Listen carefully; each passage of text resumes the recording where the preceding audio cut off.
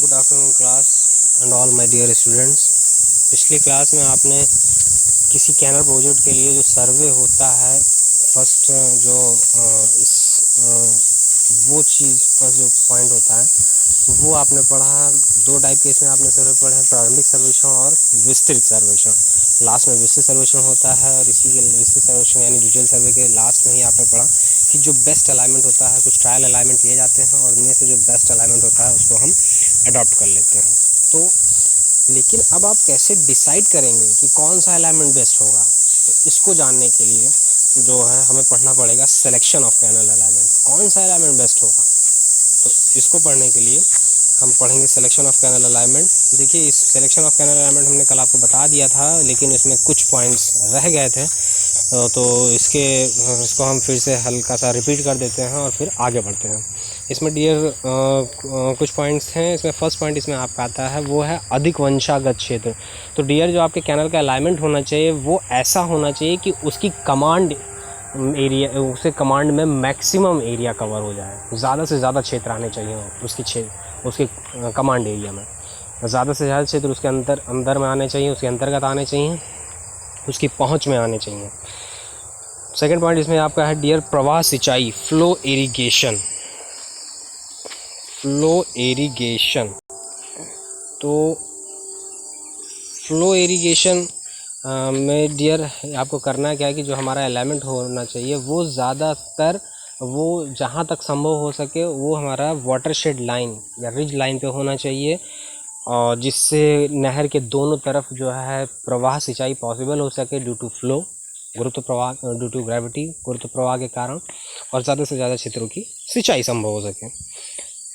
Next, और अगर किन्हीं कारणवश अगर आपको जो है रिज लाइन, वाटरशेड लाइन से डाइवर्ट करना पड़ता है अपनी कैनल को, अपने अलाइनमेंट को, कि जैसे मान लीजिए कोई ऑब्स्टेकल आ गई, कोई बाधा आ गई, कोई गांव, बस्ती, मोहल्ला, गली या कोई और ऐसी प्रॉब्लम आ गई जिसकी वजह से आपको अपना अलाइनमेंट वाटरशेड लाइन से हटाना पड़ा, तो हटाने के बाद, ऑब्स्टेकल से पार होने के बाद फिर आपको अपने कैनल का अलाइनमेंट उसी वाटरशेड लाइन, रिज लाइन पर आपको पुनः ले जाना है। थर्ड पॉइंट है डियर स्थलाकृति, टॉपोग्राफी। तो इसमें डियर जो आपको हम बता दें कि जो हमारा क्षेत्र होना चाहिए कैनल का अलाइनमेंट का, ऐसा होना चाहिए कि वहाँ पे क्षेत्र जो हो वो ज़्यादातर बहुत ही अनइवन सरफेस ना हो, उबड़ खाबड़ वाली ज़मीन ना हो, दलदली और क्षारीय भूमि से नहीं निकलना चाहिए अलाइनमेंट,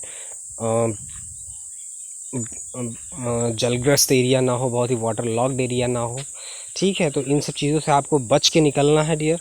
नहरों का आधार स्थायी तथा दृढ़ भूमि पर होना चाहिए। जो हमारी नहरें हैं उनका जो बेस है वो स्थायी भूमि पर होने चाहिए और दृढ़ भूमि पर होने चाहिए, ताकि अगर आप कोई कंस्ट्रक्शन वहाँ पे करते हैं, जैसे फॉल वगैरह, प्रपात वगैरह बनाते हैं या फिर रेगुलेटर वगैरह बनाते हैं, तो उस जो है वो उसका बेड जो है धंसे ना, जो है कैनल का।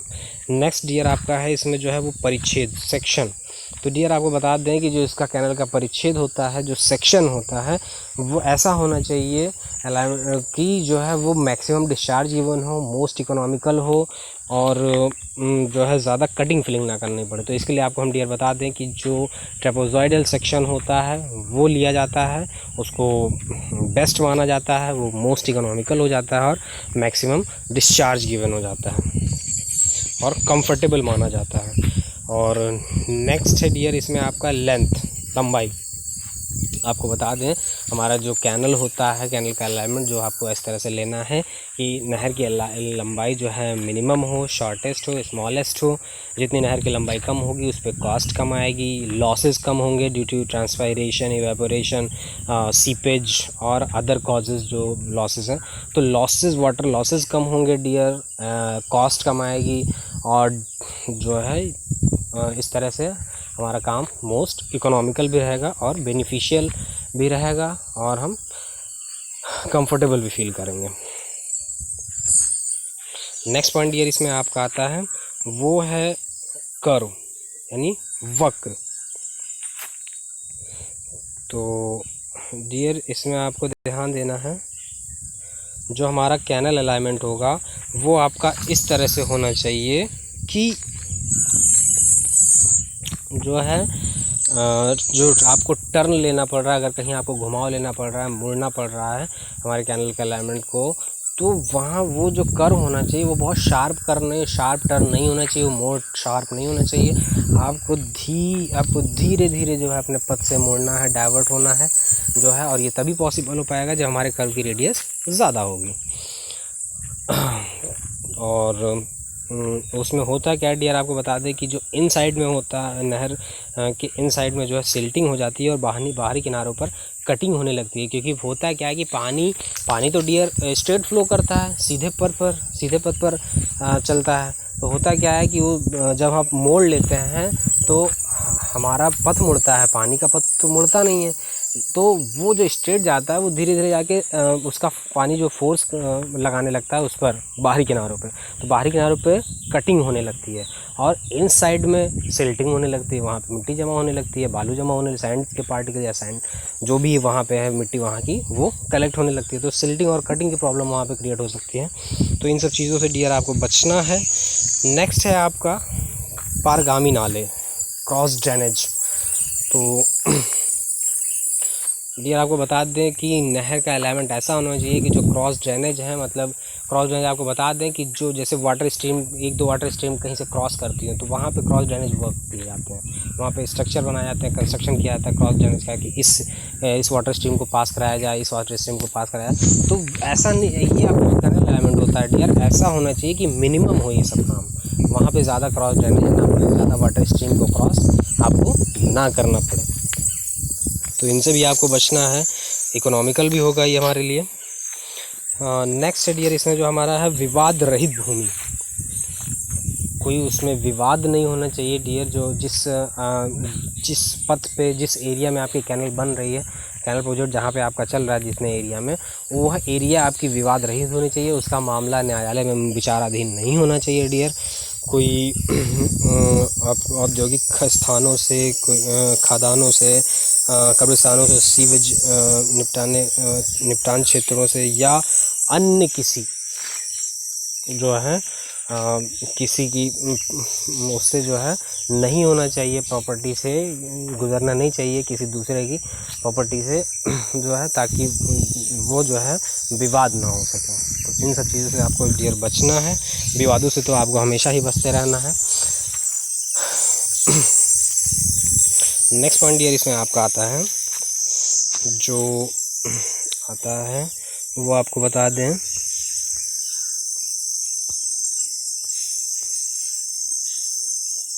पेज नंबर 193 के बाद आपका आता है पेज नंबर 194। तो पेज नंबर 194 आपको देखना है, इसमें 1109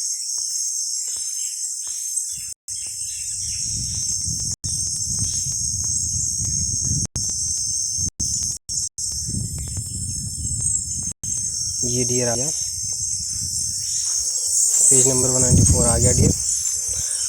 तो होता है क्या कि जो आपकी विवाद वाली भूमि होगी, हो सकता है उसके एक्विजिशन में, अधिग्रहण में पर्याप्त समय लग जाए, परियोजना की कार्यसिद्धि में विलम्ब हो सकता है ना, प्रोजेक्ट आपका लेट हो सकता है, प्रॉब्लम्स कई सारी डेवलप क्रिएट हो सकती हैं।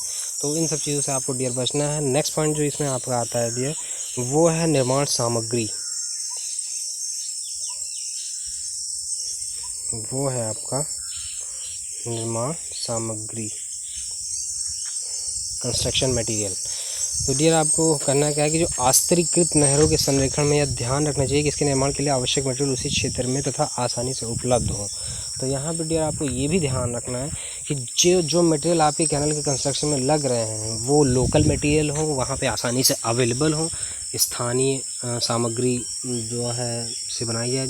एग्जांपल आपको बता, जैसे आप जो हिली एरियाज़ में अगर कहीं किन्हीं कारणवश अगर आपको नहरों का निर्माण करना पड़ता है, तो वहाँ पे डियर आपको, जैसे हमारे यहाँ आसानी से मैदानी क्षेत्र हमारा पड़ता है, यहाँ पे तो ईंट मिल जाएगी आपको, है ना, ये सब मिल जाएंगे। लेकिन वहाँ पे आपको दो ही चीज़ें ज़्यादा मिलेंगी, एक पत्थर स्टोन और एक लकड़ी, पहाड़ी क्षेत्रों में। तो वहाँ पे उनका यूज़ जो है होता है, वहाँ पे हमारी तरह आसानी से ईंटें नहीं मिल सकती डियर। तो हर जगह के कंडीशन अलग हो सकती है, वहाँ के टोपोग्राफी के हिसाब से, वहाँ के लोकेशन के हिसाब से।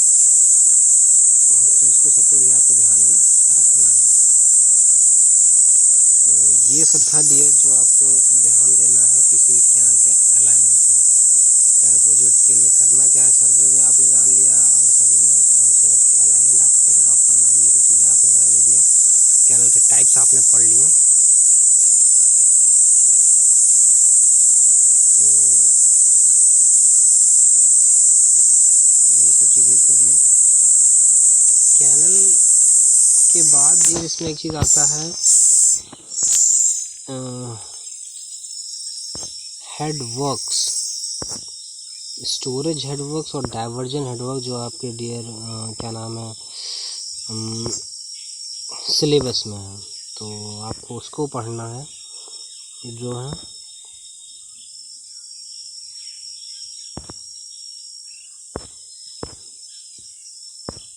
स्टोरेज हेडवर्क्स और डाइवर्जन हेडवर्क्स।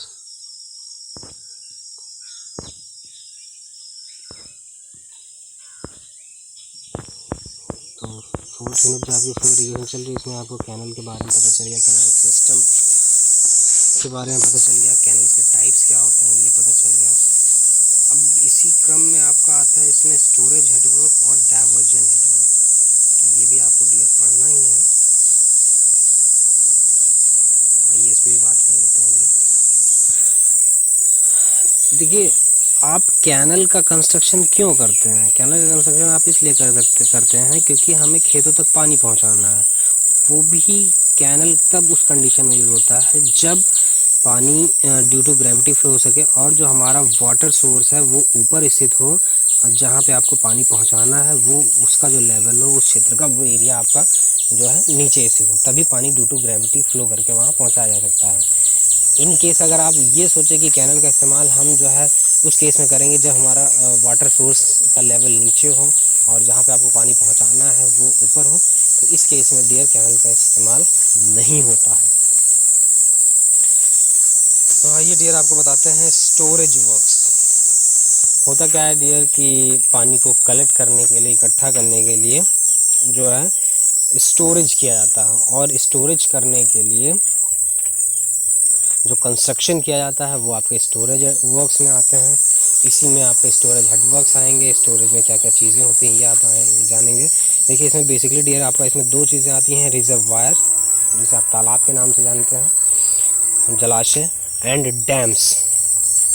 और यही काम डैम का भी होता है, वो भी पानी को इकट्ठा करता है, बस थोड़ा सा इनके स्ट्रक्चर अलग है, इनके फॉर्म रूप थोड़ा सा डिफरेंट है, फंक्शन एक ही है, वाटर को कलेक्ट करना, वाटर को इकट्ठा करना। तो थोड़ा सा इंट्रोडक्शन इसमें आपको डियर दे देते हैं।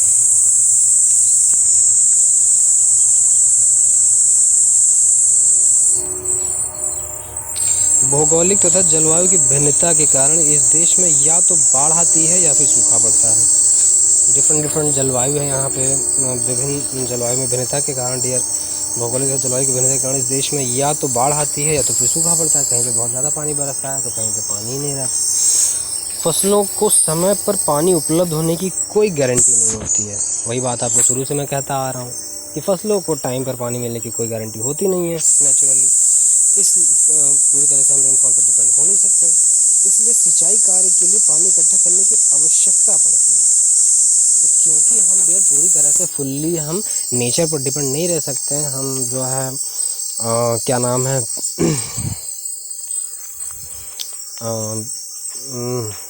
नेचुरल रेनफॉल पर डिपेंड नहीं रह सकते हैं, क्योंकि इनकी कोई गारंटी नहीं है कि ये पानी कब बरसे कब नहीं, और आपको फसलों की देख रेख के लिए पानी निश्चित समय अंतराल पर अवेलेबल होना ज़रूरी है। तो इसी ज़रूरत को पूरा करने के लिए, इसी आवश्यकता को पूरा करने के लिए, सिंचाई को करने के लिए, फसलों को समय पर पानी उपलब्ध कराने इसके लिए सिंचाई करने के लिए पानी इकट्ठा करने की आवश्यकता पड़ती है। इसके लिए नदियों के अपवाह जल को कृत्रिम झील बनाकर एकत्रित कर लिया जाता है। तो इसके लिए डियर हम चाहें तो नदियों के जो जल होते हैं, रन ऑफ वाटर होते हैं, उनको आर्टिफिशियल झील बनाकर, आर्टिफिशियल लेक बनाकर कलेक्ट कर लिया जाता है, जहाँ से यह पानी नहरों द्वारा खेतों तक पहुँचाया जाता है। तो कोई नेचुरल गड्ढे बनाकर जो है बड़े बड़े उसमें कलेक्ट कर लेते हैं, और फिर इन गड्ढों से या इन झीलों से जो है हम पानी खेतों तक ज़रूरत के समय पहुंचा लेते हैं। कृत्रिम झील बनाने के लिए नदी के आर पार मिट्टी, पत्थर, चिनाई अथवा कंक्रीट की एक ऊंची दीवार खड़ी की जाती है, जिसे बांध, डैम कहते हैं। ये देखिए डियर, कृत्रिम झील बनाने के लिए नदी के आर पार मिट्टी, तो इसके लिए डियर आपको करना क्या पड़ेगा कि नदी के आर पार मिट्टी का या पत्थर का, चिनाई का या कंक्रीट की एक ऊंची दीवार खड़ी की जाती है, जिसे आप बांध के नाम से जानते हैं। इंग्लिश में इसको डैम बोलते हैं। बांध के प्रतिप्रवाह, प्रतिप्रवाह मीन्स अप स्ट्रीम, यानी कि पानी की प्रवाह के विपरीत दिशा में, आपको हमेशा बता दें अप स्ट्रीम मतलब पानी की प्रवाह के अपोजिट डायरेक्शन में, विपरीत दिशा में प्रतिप्रवाह में बनी कृत्रिम झील को जलाशय कहा जाता है।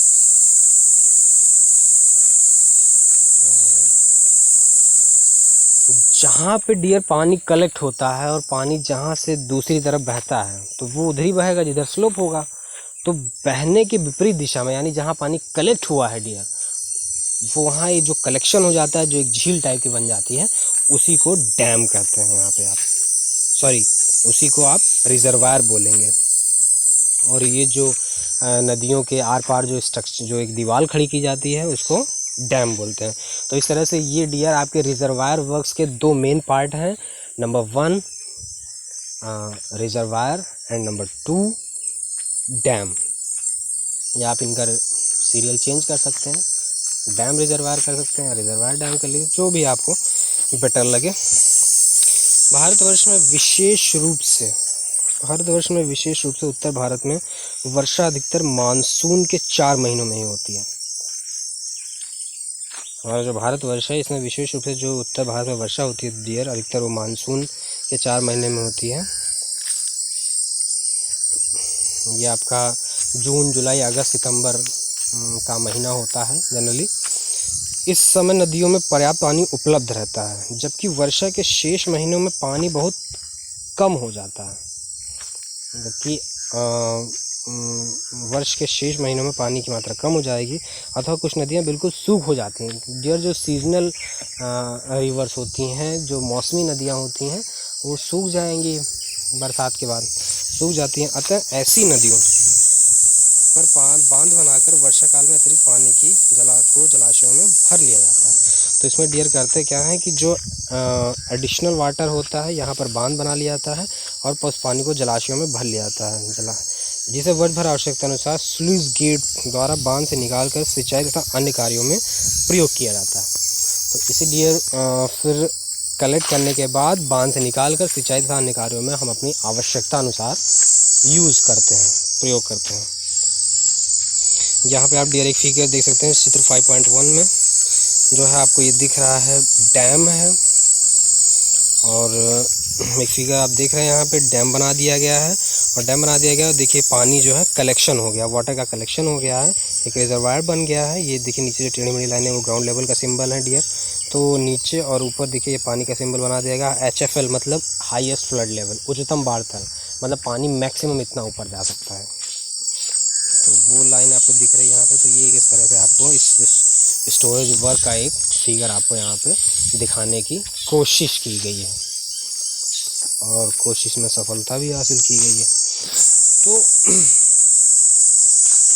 ये है आपका जो है स्टोरेज रिजर्वायर। थोड़ा सा इंट्रोडक्शन आपका चल रहा है यहाँ पे, फिर धीरे धीरे इंट्रोडक्शन के बाद जो आगे बढ़ते जाएंगे।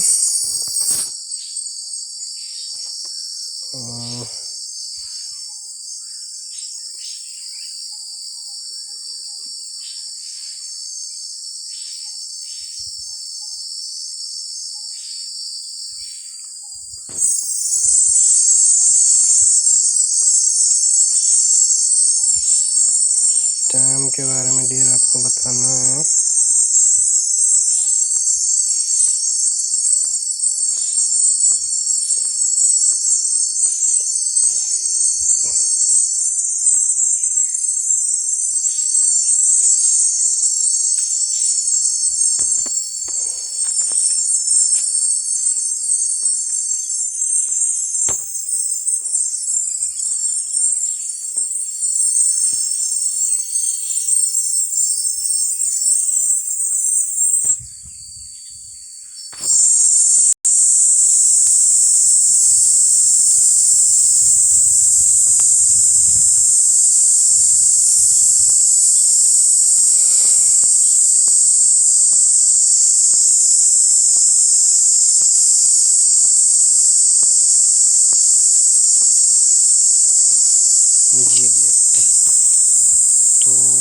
स्टोरेज वर्क में डियर आपको ये पता चल गया।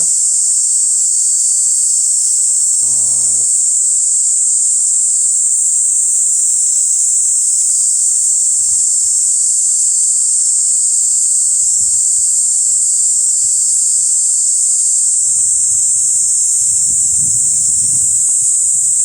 यहाँ पे भी एक फिगर जो आप देख रहे हैं, फिगर नंबर 5.9, यहाँ पे भी देखिए आपको एक फिगर बना के समझाने की कोशिश की गई है। जो है ये ऊंचे भाराशित बांध का व्यवहारिक परिच्छेद है। ये हाई ग्रेविटी डैम का एक प्रैक्टिकल सेक्शन दिखाया गया है। जो है ये डाउन स्ट्रीम है, ये अप स्ट्रीम है। HFL आपको बता ही दिया गया है, हाईएस्ट फ्लड लेवल। ये बी बिट है डैम के हमारे। ये जो आप डॉटेड लाइन देख रहे हैं वो एक्सिस ऑफ डैम है, डाउन स्ट्रीम है।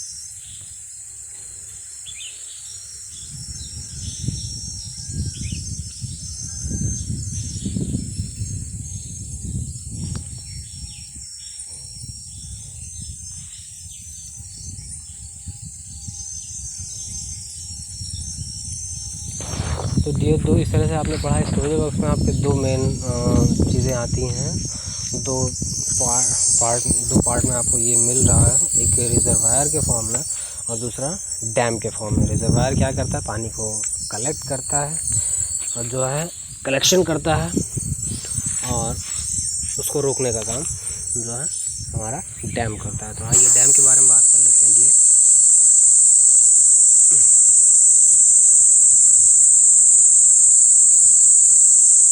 हाँ, एक बात और बता दें आपको, ये डैम और रिजर्वायर या रिजर्वायर वर्क या स्टोरेज वर्क जहाँ भी के आते हैं वो भी आपको ध्यान में रखना है डियर। वो भी भूमि जो है विवाद रहित होनी चाहिए। उसका भी कोई भी जो है विवाद नहीं होना चाहिए, चाहे वो न्यायालय में हो या जो है व्यक्तिगत हो, वैसा कोई भी उसका विवाद नहीं होना चाहिए। तो डियर बांध आपने देख ही लिया। अब क्लासिफिकेशन ऑफ डैम्स पढ़ते हैं, बांधों के वर्गीकरण के बारे में पढ़ लेते हैं।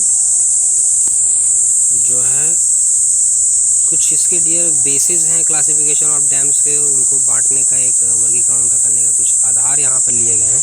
देखिए किन आधारों पर डैम्स का जो है क्लासिफिकेशन किया गया है। यहाँ पे क्लासिफिकेशन ऑफ डैम्स, नदियों पर बनाए जाने वाले बांधों का वर्गीकरण डियर निम्न आधार पर किया जाता है। फर्स्ट है डियर इसमें निर्माण सामग्री के अनुसार, जो आप डैम बनाने में निर्माण सामग्री जो है कंस्ट्रक्शन मटेरियल यूज़ कर रहे हो उसके अकॉर्डिंग क्लासिफिकेशन, यूजेज के अकॉर्डिंग क्लासिफिकेशन, डैम का उपयोग के आधार पर क्लासिफिकेशन किया गया है। जल दाब रोकने के अनुसार, वाटर प्रेशर को रेजिस्ट करने के अकॉर्डिंग क्लासिफिकेशन, प्रवाह के अनुसार, फ्लो के अकॉर्डिंग कैसा क्लासिफिकेशन है डैम का, दृढ़ता स्टेबिलिटी के अनुसार क्लासिफिकेशन डैम का, और लास्ट डियर इसमें ऊंचाई के अनुसार अकॉर्डिंग टू हाइट। तो ये कुछ ऐसे डियर बेसिस हैं जिनके आधार जिन पर जो है डैम का क्लासिफिकेशन किया गया है। तो इसमें फर्स्ट आपको डियर पढ़ना है निर्माण सामग्री के अनुसार बांध के प्रकार। जो इसमें निर्माण सामग्री यूज़ की गई है डियर उसके आधार पर जो है क्लासिफिकेशन किया गया है। देखिए कितने प्रकार के हैं यहाँ पे। ये जो है अर्थ डैम फर्स्ट है डियर, इसमें अर्थ डैम मिट्टी का बांध।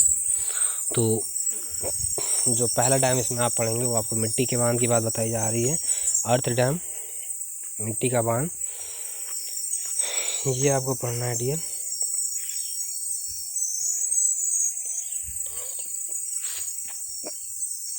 चूँकि नाम ही इसका मिट्टी का बांध है, अर्थ डैम है, तो आपने अंदाज़ा लगा ही लिया होगा कि इसमें जो है इसको बनाने में मिट्टी का यूज़ होता है।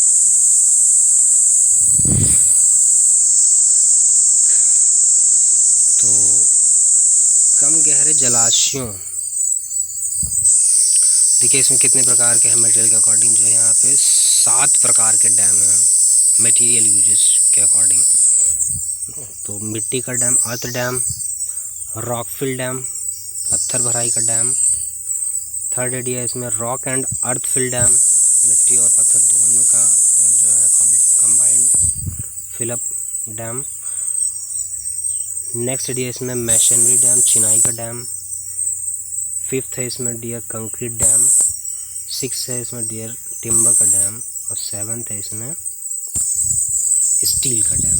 तो इस तरह से लगभग 7 प्रकार के बांध हैं, डैम हैं, जो इसकी निर्माण सामग्री में उपयोग होने के आधार पर क्लासिफाई किए गए हैं, वर्गीकृत किए गए हैं डियर।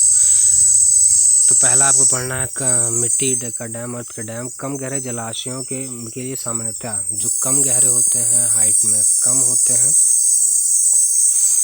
वो जलाशय, उनके लिए सामान्यतः आपको मिट्टी या पत्थर मिट्टी के बांध बनाए जाते हैं। कम गहरे जलाशयों के लिए चिनाई तथा कंक्रीट के बांध उपयुक्त हैं, जबकि गहरे जलाशयों के लिए चिनाई तथा कंक्रीट के।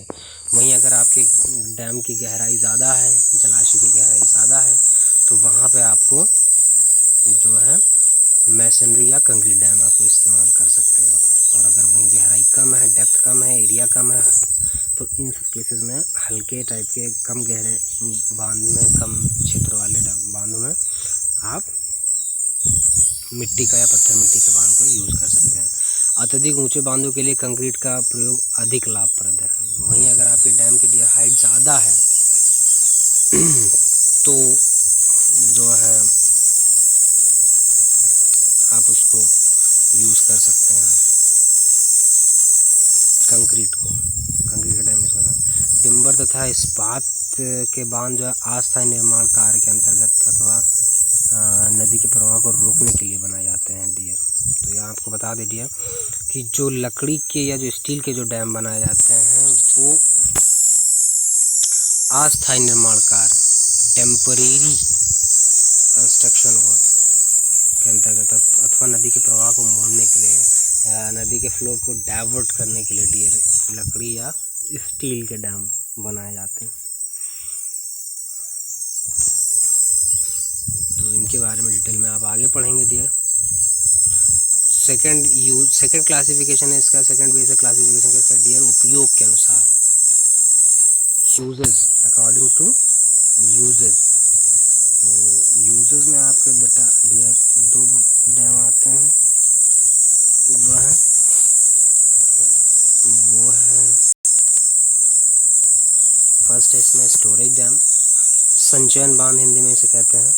देखिए क्या होता है, नदी के अतिरिक्त पानी को इकट्ठा करने के लिए बांध बनाए जाते हैं। स्टोरेज डैम नदी के पानी को इकट्ठा करने बनाए जाते हैं तथा शुष्क ऋतु में नदी के सूख जाने पर, गर्मी के मौसम में नदियों के सूख जाने पर सिंचाई तथा अन्य कार्यों के लिए इनसे पानी लिया जा सके, इसलिए बनाए जाते हैं। संचयन बांध एक प्रकार के पानी के बैंक, वाटर बैंक होते हैं। एक तरह से ये पानी के बैंक होते हैं, जैसे पैसे का बैंक होता है, पैसे का बैंक तो आप बहुत अच्छे से जानते हैं। तो उसी तरह से ये पानी के बैंक होते हैं, वाटर के बैंक होते हैं, जिनमें आवश्यकता न रहने पर पानी भर लिया जाता है। जब आपको ज़रूरत नहीं है पानी उसमें भर लिया आपने, और बाद में जब आपको ज़रूरत पड़ी तो उसमें से पानी निकाल के हमने आवश्यकता अनुसार यूज़ कर लिया। कुछ बांध जो आपको बता दें, भाखा नागल बांध पंजाब की साइड में है, ये भाखा नागल बांध, माता टीला बांध, कालागढ़ बांध और इत्यादि हैं। भाखा नागल बांध आई थिंक यूपी में अपने यहाँ जो है शायद सबसे बड़ा बांध है, सॉरी अपने इंडिया का। और सबसे एक जो है एक टीही बांध भी आता है, वो शायद पता नहीं सबसे ऊंचा है या लंबा है, ऐसा किसी में आता है। तो तो आई थिंक यही दोनों आपके जो बांध हैं जो हमारे इंडिया में ज़्यादा फेमस है, बाखनागल बांध और दूसरा आपका टिहरी बांध। दूसरा डियर आता है, इसी तो आपने पढ़ा स्टोरेज डैम। नेक्स्ट आपका इसमें आता है वो डाइवर्जन डैम। तो अभी डियर इसकी क्लास आपको हम बाद में लेंगे, अभी के लिए बस इतना है। Thank you class.